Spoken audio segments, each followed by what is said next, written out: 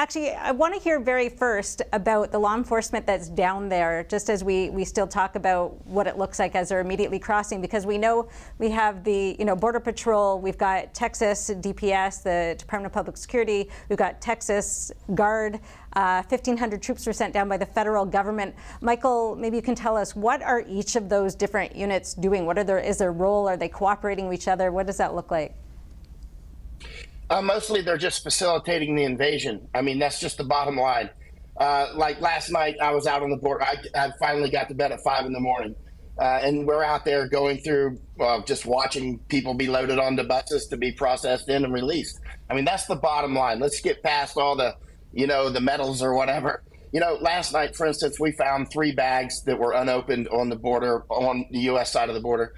And I was there with a journalist, and we started going through the bags. They were just discarded, and we found a note with an address and a name on it.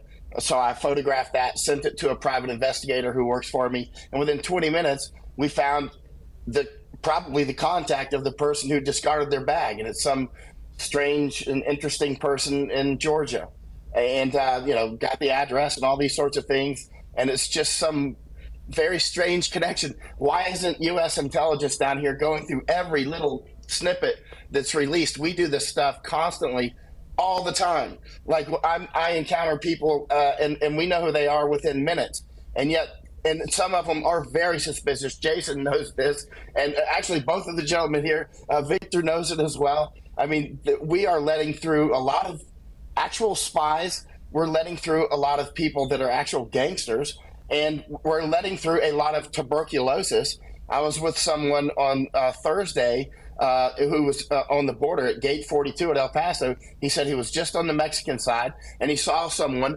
vomiting blood, just like gushing blood, right, as he was coming to the United States. I mean, this is the sort of stuff, this is very serious. When I'm down in the Darien Gap, we're watching at this rate 1,500 to 2,000 a day are coming through the Darien Gap now. And many of these people are scratching and itching. It could be scabies. It could be anything. Many are coughing. Literally, tuberculosis, multi-drug resistant tuberculosis is, as you know, there's a great deal of that in China now. And a lot of why are the Chinese military age males getting new passports and being allowed to leave China and then come to the Darien Gap, where it's costing them at least $20,000 per person just to get to the Darien Gap part, right? And then there's another about $10,000 before they cross where Jason's standing at right now. So they spend about $30,000 to get that far, the Chinese. And something very strange going on. And the Chinese will tend to come in groups of 5 to 10 people, mostly military age males.